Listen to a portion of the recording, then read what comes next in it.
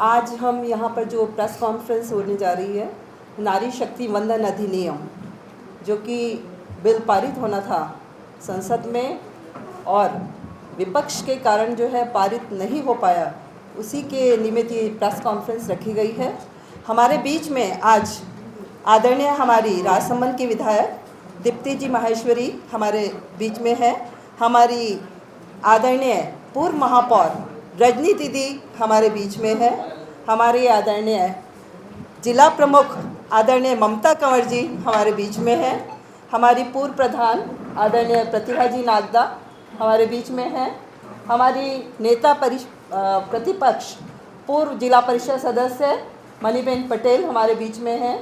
पूर्व हमारी जिले की उपाध्यक्ष विजय लक्ष्मी जी कुमावत, हमारी जिले की मंत्री आदरणीय सपना जी कुडिया से भी मैं निवेदन करूंगी, कृपया आप इधर पधारें, हमारे बीच में है। अब मैं आदरणीय हमारी महापौर पूर्व महापौर दीदी से निवेदन करूंगी, कृपया आप सभी का स्वागत करेंगी। बंधुओं,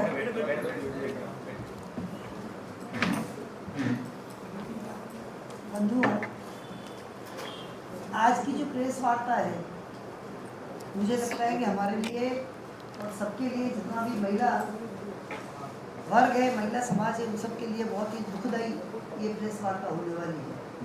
कुछ समय पूर्व 4-5 दिन पहले जो प्रेस कॉन्फ्रेंस हुई थी, तो उसमें आपने देखा होगा कि सब बहनों के चेहरे कितने खुशी से फूले नहीं समा रहे थे। परंतु आज का जो अवसर है, वास्तव में भारतवर्ष की जितनी भी महिलाएं हैं, उन सब के लिए दुर्भाग्यपूर्ण है। और मैं सोचती हूँ कि इस दुर्भाग्यपूर्ण बनाने के लिए इंडी गठबंधन, हमारे कांग्रेस के, हमारे ममता जी बनर्जी जो स्वयं एक महिला है, समाजवादी पार्टी और डीएमके, मैं सोचती हूँ कि आप खुद समझ सकते हैं। मेरे मन में एक ही प्रश्न आया कि ममता बनर्जी खुद महिला है और महिला आरक्षण बिल का विरोध कर रही है, सोनिया जी खुद महिला है, प्रियंका जी खुद महिला है और अनेक पदों पर खुद बैठी हुई है। उनके परिवार, मतलब ये उन्होंने सोच रखा है कि ये जो हक है सिर्फ हमारे परिवार का ही है। अखिलेश जी यादव के परिवार को अपन देखेंगे तो पंचायत से लेकर सांसद तक उनके परिवार की बहनें, और परिवार ही नहीं, मुझे लगता है कि उन्होंने शायद हो सकता है कि अपने ड्राइवर के परिवार में जो महिलाएं हैं उनको भी बना दिया होगा। यानी वो लोग शायद सोचते हैं कि हमारे ही परिवार के लोगों को हक हमें है, भारत की आम महिलाओं को कोई हक नहीं है। और यह नारी शक्ति वंदन अधिनियम का जो बिल था, ये लोकसभा में पारित नहीं हो पाया, बहुत दुख की बात है। इसी विषय को लेने के लिए हमारे बीच में हमारी छोटी बहन दीप्ति माहेश्वरी जी इस आप प्रेस वार्ता को संबोधित करेगी। मैं उनका हार्दिक स्वागत अभिनंदन करती हूँ। और मेरे बंधुओं, भाइयों, आप सबका भी मैं इस अवसर पर हार्दिक स्वागत और अभिनंदन करती हूँ। और मुझे आपसे पूरा विश्वास है कि आपके घरों में भी सब महिलाओं ने जरूर सीखा होगा कि अरे हमारा भी नंबर कभी आता तो क्यों नहीं आया। ऐसा विचार अपने घर में आप पूछना कि हर बहन हमारी दुखी होगी। मैं आप सबका हार्दिक स्वागत और अभिनंदन करने के पश्चात दीप्ति जी पधारे। हमारे बीच में हमारी मीडिया की प्रभारी सीमा जी भी विराजमान है। गोपाल जी आप उधर से आगे के लिए मैं आदरणीय हमारी राजसमंद की विधायक दीप्ति जी से निवेदन करूंगी, कृपया आप प्रेस वार्ता। सभी को प्रणाम। सर्वप्रथम सभी मीडिया बंधुओं को मैं तहे दिल से धन्यवाद देना चाहती हूँ कि आप लोग इतने शॉर्ट नोटिस पर इस प्रेस कॉन्फ्रेंस के लिए पधारें, क्योंकि आपने इस विषय की गंभीरता को समझा। मंच पे विराजमान मेरी पूरी मातृशक्ति के चरणों में नमन करते हुए मैं अपनी बात को रखना चाहूँगी आपके बीच में। देखिए, पिछले कुछ दिनों से निरंतर एक माहौल था जिसमें हम सब बहुत खुश थे, हम सब एक तरीके से हमारे चेहरों पे चमक थी कि किस तरीके से आज ये फाइनली जो हमारा नारी शक्ति अधिनियम है वो पारित होने जाने वाला है संसद में।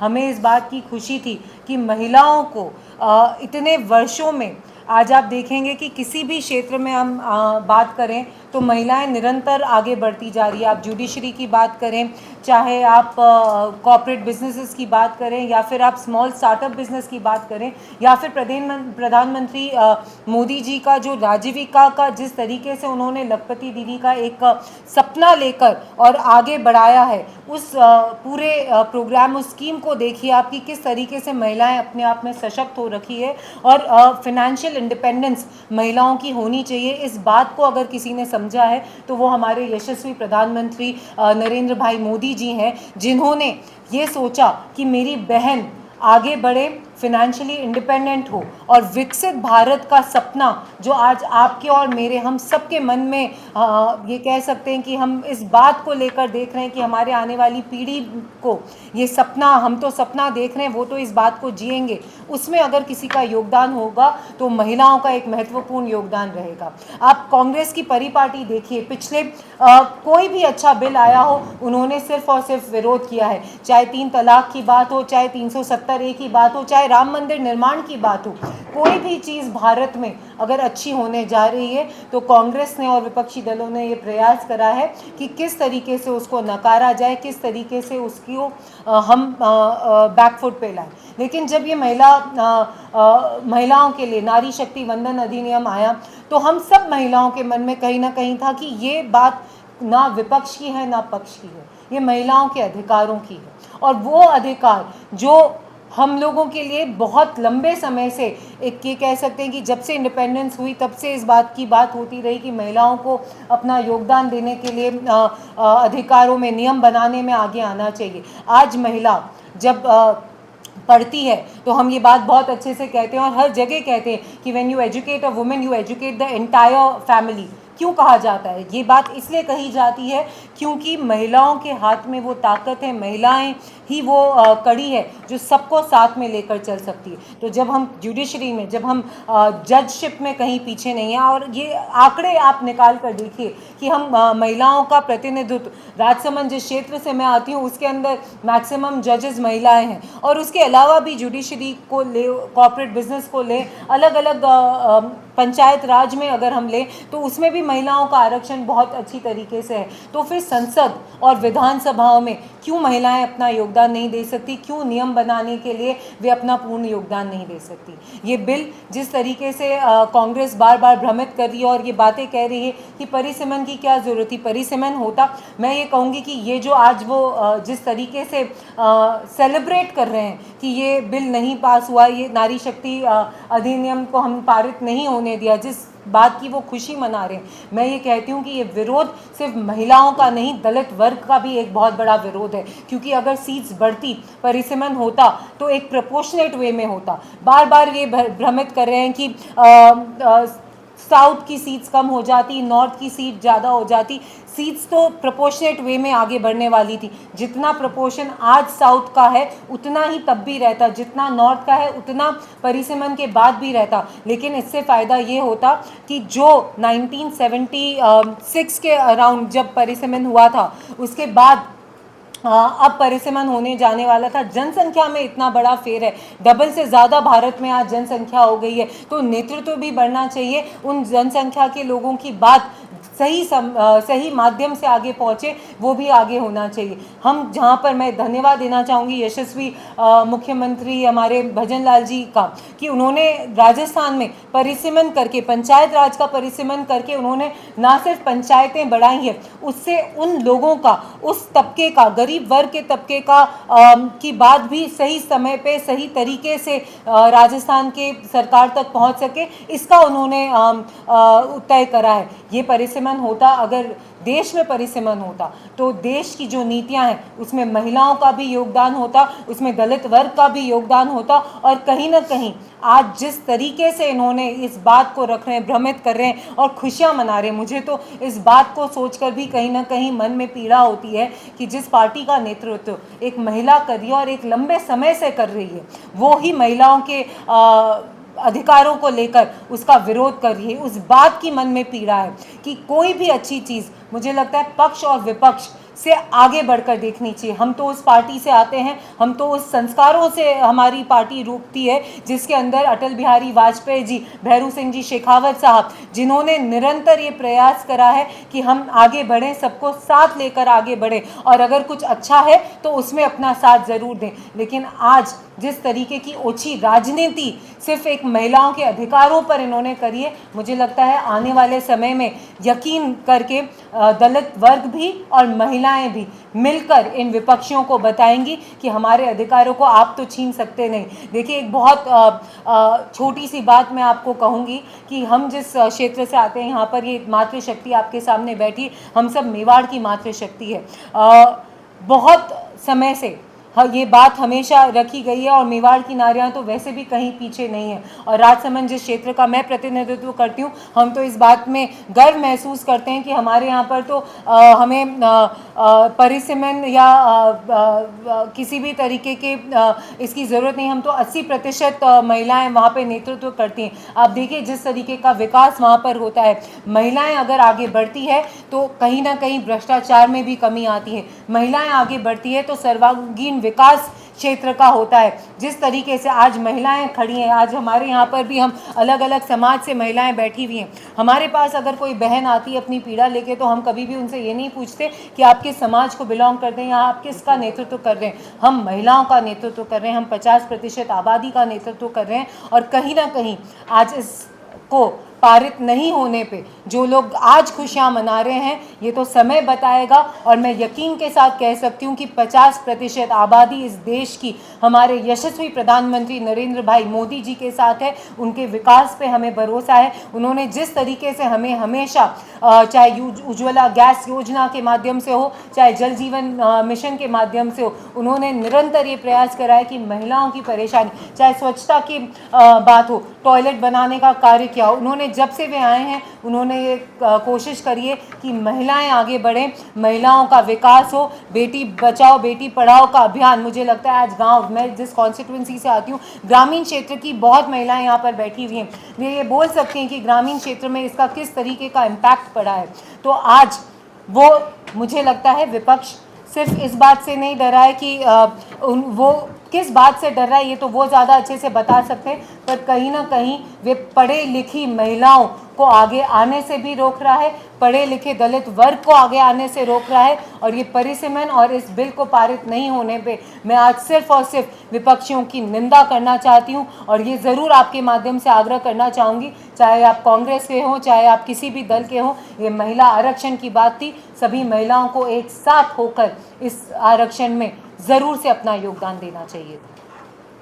कहूँगी कि हमारे लिए ये राजनीतिक बात ही नहीं है, इसमें पार्टी को बेनिफिट या पार्टी का नुकसान की बात नहीं, ये महिलाओं की बात है, ये हमारे हक की बात है। और ये उस हक की बात है जो हम इतने समय से निरंतर प्रयास कर रहे हैं। आज मैं इस मंच से ये बात कहना चाहूँगी कि 2008 में जब भारतीय जनता पार्टी में ये हुआ था, तो स्वर्गीय किरण जी महेश्वरी उस में अगवानी राष्ट्रीय अध्यक्ष थे वो महिला मोर्चा का, और एक बड़ी संख्या में दिल्ली में महिलाएँ पहुँची थी ताकि ये बिल पास हो। तो ये लड़ाई कोई आज की नहीं, ये कोई पार्टी विशेष की नहीं है, ये लड़ाई महिलाओं के अधिकार की है। तो इसमें मुझे लगता है कि अगर इसमें हम बेनिफिट और नुकसान में जाएंगे तो कहीं ना कहीं इस मुद्दे को हम बहुत छोटा कर देंगे।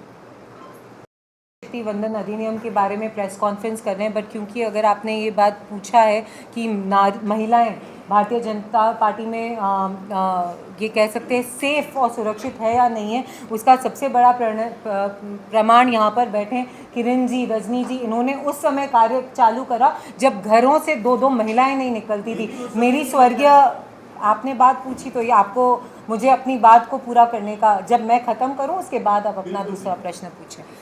मेरी स्वर्गीय मदर किरण जी महेश्वरी ने उस समय में इस पार्टी में कार्य करा जब बहनें घर से निकलने में परिवार सहयोग नहीं देता था। लेकिन आज हम उस दौर पर हैं जहां पर महिलाएं ना सिर्फ आगे, आप छात्र राजनीति में देखिए महिलाएं कितनी आगे बढ़ चढ़कर आ रही हैं और कार्य कर रही हैं। भारतीय जनता पार्टी में जिस दिन से मैं आई हूँ, मैं आपको ये कह सकती हूँ कि सबसे यंग तो मैं हुई हूँ, सबसे कम एक्सपीरियंस यहाँ पर जितने लोग बैठे हैं उनमें से मेरा है। और मैं यकीन के साथ कह सकती हूँ कि जिस घर में मैंने प्रवेश करा है उस घर में मुझे एक बेटी के तौर पर मेरा स्वागत हुआ है, मेरा अभिनंदन हुआ है। तो भारतीय जनता पार्टी कभी भी महिलाओं के लिए अनसेफ नहीं है। महिलाएं यहाँ पे बहुत सुरक्षित हैं और ये नेतृत्व करने वाले लोग हैं हम तो, और आगे जाकर नियम बनाने वालों में से। मैडम उदयपुर में आए तो देखा जाए तो आए दिन घटना घटित हो रही है, जैसे कि चेन स्कैनिंग की घटना हुई है या फिर महिला रास्ते पे चलती है तो सुरक्षित नहीं है।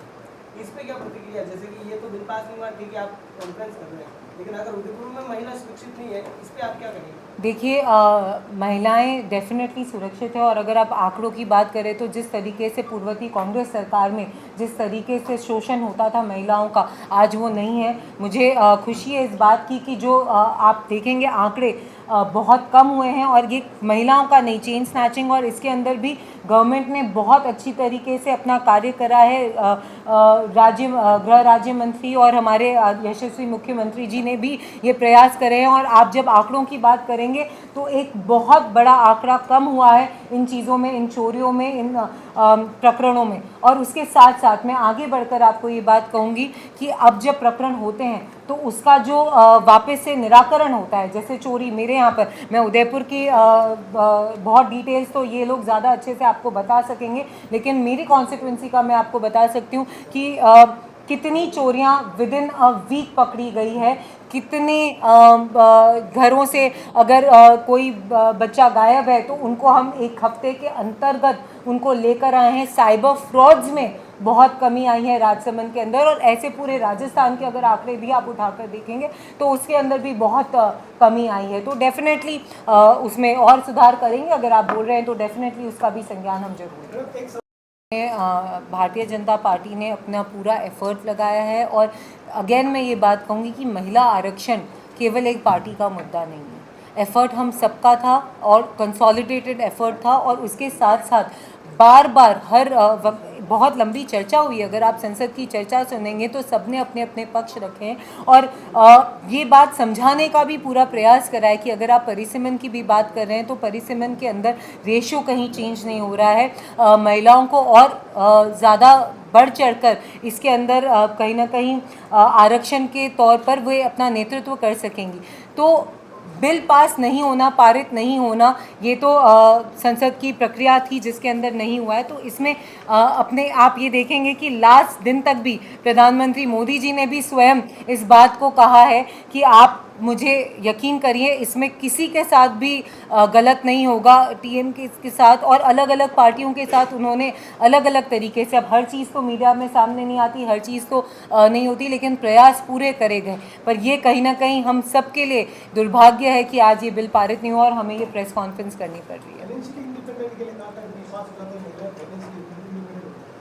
नहीं, मैंने ये कहा कि मोदी जी जब से आए हैं उन्होंने ये प्रयास किया है कि महिलाएं फिनेंशियल इंडिपेंडेंट हो, महिलाओं को अपना पूरा हक मिले। मैंने ये कहा, मैंने बिल को फिनेंशियल इंडिपेंडेंस से रिलेट नहीं किया है। मैंने ये कहा कि जब से वे आए हैं उन्होंने ये प्रयास करा है कि भली वो स्मॉल स्टार्टअप बिजनेस हो, भली वो प्रधानमंत्री जी की एम्प्लॉयमेंट, वुमेन एम्प्लॉयमेंट योजना के माध्यम से हो, जहाँ पर लगभग 30 से 50 लाख का बिल एक महिला उद्यमी को मिलता है ताकि वो अपने पैरों पर खड़ी हो सके। चाहे वो लखपति दीदी की बात करें तो ग्रामीण क्षेत्र से लेकर शहरी क्षेत्र तक उन्होंने ये प्रयास करा है कि महिलाओं का उत्थान हो, महिलाएं आगे बढ़ें, और किस तरीके से वे आगे बढ़ें। तो अलग अलग प्रयास रहते हैं सबके, जिसमें फिनेंशियल इंडिपेंडेंस भी एक बहुत बड़ा रोल अपना पे करता है, क्योंकि आज जिस तरीके से हमारी सामाजिक पूरा बेल्ट हो गया है, महिलाएं और पुरुष मिलकर अपना घर चलाते हैं। तो उन्होंने ये प्रयास करा है कि महिलाएं भी उस दृष्टि में आगे बढ़े। अगर मेरा वो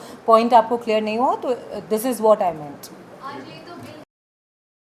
अब क्या प्रयास रहेंगे आगे जो प्रदेश भर में या जिले भर में एक ऐसी स्थिति बन सके कि महिलाओं को सच में 33% वाला मायना मिल सके? देखिए, हम तो आज तक पहले भी मैंने जैसा आपको बताया कि 2008 में किरण जी भी थे, और उससे पहले से 1995 से ये पूरी प्रक्रिया चालू है और संघर्ष है। तो हम तो संघर्ष करते रहेंगे और जीत कभी ना कभी ये महिलाएं ज़रूर पाके रहेंगी। विधानसभा में कितनी महिलाओं को आप बिल पास नहीं हुआ, चलो ठीक है, संसद की वो बात तो हाँ, आप अपनी विधानसभा मैं तो बहुत प्रेफर करती हूँ, मैं आपको ये बात बोल सकती हूँ कि मेरी विधानसभा में अगर आप राजीविका को लेकर भी बात करें तो लगभग 15,000 महिलाएं हमने जोड़ चुके हैं और आने वाले चुनाव में भी डेफिनेटली हम तो प्रेफर एज अ महिला जनप्रतिनिधि मेरा निरंतर ये प्रयास रहता है कि महिलाएं आगे बढ़ें और वो आप मेरी कॉन्स्टिट्यूंसी में आके देखें। अगर मैं परिचय भी कराऊंगी तो मैं पहले मेरी बहनों का परिचय कराती हूँ किसी के भी साथ, तो ये बात तो आप आकर मैं स्वयं अपने मुँह से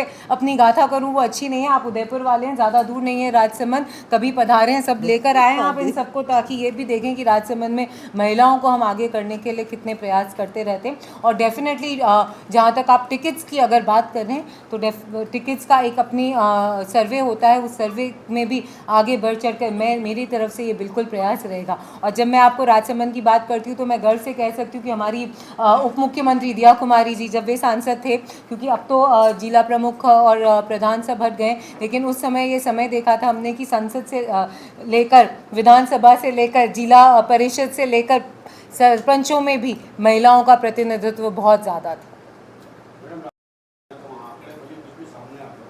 जी जी ऐसे में एक तो इस बिल का पास न हो, ये अपना आप में एक बड़ा सवाल है।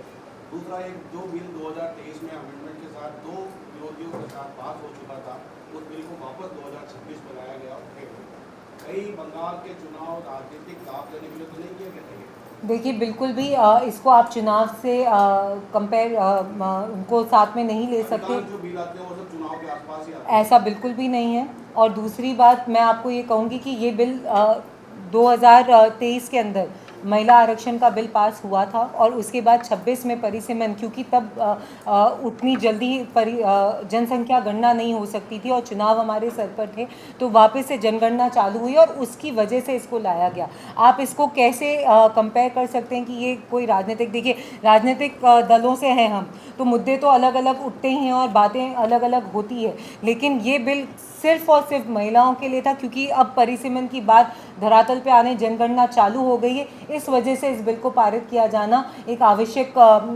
मूव था। लेकिन इसको आप चुनाव के साथ करें तो ये तो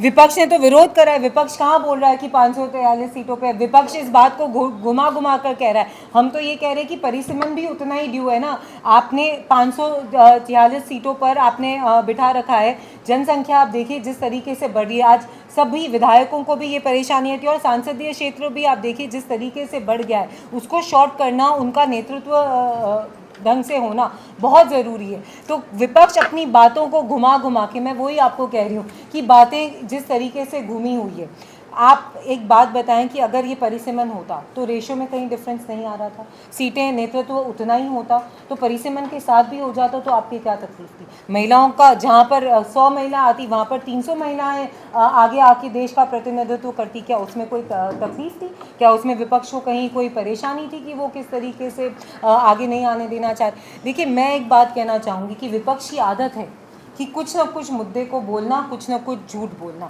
जिसने हमारे राम भगवान को ही, उनके अस्तित्व को ही गौण कर दिया, तो वो तो कुछ भी बोल सकते हैं। और वो पार्टी का एक नेता का वर्जन बहुत वायरल हो रहा है कि पत्थरों को पूजना छोड़ो, मोदी जी और योगी जी को पूजो। तो बातें तो वहाँ से आपके यहाँ से भी आ जाती है। देखिए ये तो ऐसी कोई बात नहीं है। एक बात बताएं आप मुझे, चलिए मैं आपको एक बात कहती हूँ, मैं आपसे एक प्रश्न उस बात के लिए कहती हूँ कि जनता की सेवा अगर कोई करता है तो जनता अपने आप उनको वो दर्जा देती है। और मैं ये नहीं कह रही, भगवान और इन बातों पे मैं टिप्पणी नहीं करूँगी, लेकिन मैं आपको ये बात ज़रूर कहूँगी कि जब हम सेवा की दृष्टि से निकले हैं और लोगों के बीच में हम रहते हैं, तो हमें लोग उस अपेक्षा से देखते, उस महत्वाकांक्षा से देखते हैं कि कहीं ना कहीं हम उनके काम ज़रूर आए। जब 3 तलाक हटा था तो सभी मुस्लिम बहनों ने भी धन्यवाद दिया था मोदी जी को, तो उन्होंने जनता की सेवा करी। ये सबका अपना अपना सोच है, सबका अपना अपना वर्जन है। वो उन्होंने व्यक्तिगत कोई टिप्पणी करी है तो वो उन्होंने क्यों कही, ये उनके उसमें। लेकिन अगर आप मुझसे पूछें तो मैं तो ये कहूँगी कि हमें भगवान ने हम सबको, जितने जनप्रतिनिधि हैं, जितने समाज सेवी हैं, जितने लोग अपने अपने माध्यम से, अपने अपने तरीक़ों से समाज की सेवा करते हैं, चाहे वो जनप्रतिनिधि के तौर पर हो, चाहे वो एक समाज सेवी के तौर पे, जब वे अपना कार्य इस देश में एक सुधार के लिए करते हैं, तो मुझे लगता है कहीं ना कहीं भगवान ने ही हमें इस रोल में दिया है, इतना हमारे को ताकत दी है कि हम किसी का भला कर सके अपने हाथों से। तो हम तो यहाँ पर अगर जी रहे हैं और अगर हैं तो वो उनकी कृपा से हैं, और मोदी जी को उनका रोल दिया है, और उन्होंने कभी भी अपने आप को प्रधानमंत्री के तौर पे नहीं, प्रधान सेवक के तौर पे लोगों के बीच में रखा है। तो नारी शक्ति वंदन की बात होनी चाहिए इसके अंदर, लेकिन ब्रजभूषण शर्मा, हाँ सॉरी, ये लास्ट क्वेश्चन है, सॉरी जी। नारी शक्ति वंदन के देश में बात होनी चाहिए। ब्रजभूषण शर्मा, सेंगर और मनोहर लाल ठाकर किस पार्टी का है?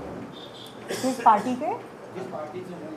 किस पार्टी से हैं, ये तो ये इस पे मैं टिप्पणी नहीं कर सकती किस पे पार्टी से कौन है। हम यहाँ पे नारी शक्ति वंदन के लिए आए हैं, उसके रिलेटेड आपके पास कोई प्रश्न? आखिरी हो गया है वैसे। एक आखिरी सवाल है, पीएम मोदी जी कहते हैं वसुधैव कुटुंबकम, और वो कहते हैं कि जिस तरह से यत्र नारीति पुरुषते रमन के तत्व, क्या भारतीय जनता पार्टी इस मुहिम पे चल रही है क्या?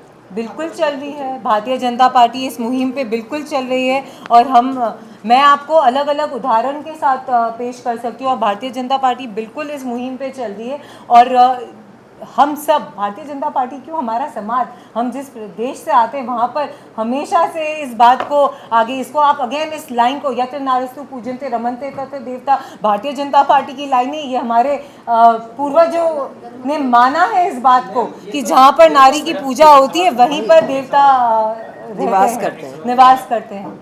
आप हर चीज़ को पार्टी में मत लाएंगे, कुछ बातें पार्टी से ऊपर उठ के मुद्दा है। महिला आरक्षण पार्टियों के बीच का मुद्दा नहीं है, उससे ऊपर उठकर बात है। उससे पहले आपके द्वारा प्रेस कॉन्फ्रेंस की गई, पार्टी की तरफ से वाहन रैली निकाली गई, उसके बाद लोकसभा में जो बिल गिरता है उसके बाद प्रेस कॉन्फ्रेंस की जा रही है। क्या आप ऐसा नैरेटिव सेट करना चाहते हैं कि भारतीय विपक्ष जो है वो महिला विरोधी है? नैरेटिव सेट नहीं करने की जरूरत है हमें, ये तो प्रमाण को प्रत्यक्ष की जरूरत नहीं होती, प्रमाण को प्रत्यक्ष की जरूरत नहीं होती भाई साहब, ये कोई नैरेटिव सेट करने की बात नहीं है, ये तो हम सब ने देखा है। और मैं तो आपको ये बात कहूँगी कि जहाँ पर नारियों का अपमान होता है वहाँ पर अपने, और ये जो आपने बात कही भाई साहब यत्र नारीस्तु पूजन्ते, ये तो विपक्ष को देखना चाहिए क्योंकि अपमान उन्होंने करा है, ये तो नारी शक्ति आने वाले समय पे उनको एकत्रित होकर और जरूर दिखाएंगे। 12 सालों में एक भी बिल बिल्कुल, और ये बिल गिरना और प्रधानमंत्री मोदी जी का देश को संबोधित करना, ऐसे कई सारी घटनाएं थी, लेकिन एक भी घटना पे वो, देखिए प्रधानमंत्री मोदी जी ने तो हर मुद्दे पे देश को संबोधित करा है। अगर आप मन की बात सुने तो मन की बात के अंदर भी हर महीने वे देश को संबोधित करते हैं, तो प्रधानमंत्री जी तो देश को संबोधित। अब आप में साजिश है, परिसीमन बिल के नाम पर परिसीमन और सत्ता में रहना चाहते हैं। मैं आपको यही बात कह रही हूँ कि देखिए प्रियंका गांधी जी बहुत कांग्रेस की ये बात अपने आप में बहुत पीड़ादायी है, और हर महिला के लिए पीड़ादायी है कि जिस पार्टी का नेतृत्व एक महिला कर रही है, जिस पार्टी के नेतृत्व उनकी पीढ़ियों दर पीढ़ियाँ, इंदिरा गांधी जी हो गए, सोनिया गांधी जी हो गए, और अब प्रियंका गांधी जी भी आगे आकर नेतृत्व कर रही हैं, और वो ही महिला बिल को विरोध करते हैं, इस नारी शक्ति वंदन का विरोध करते हैं। अपने आप में ये काला दिवस है, और अपने आप में ये बात कह रही हैं कि वे खुद इन क्या कहते हैं ना, इस रूढ़िवादी मानसिकता से आगे नहीं बढ़ना चाहते। बहुत बहुत धन्यवाद, बहुत बहुत आभार आपका। धन्यवाद के लिए मैं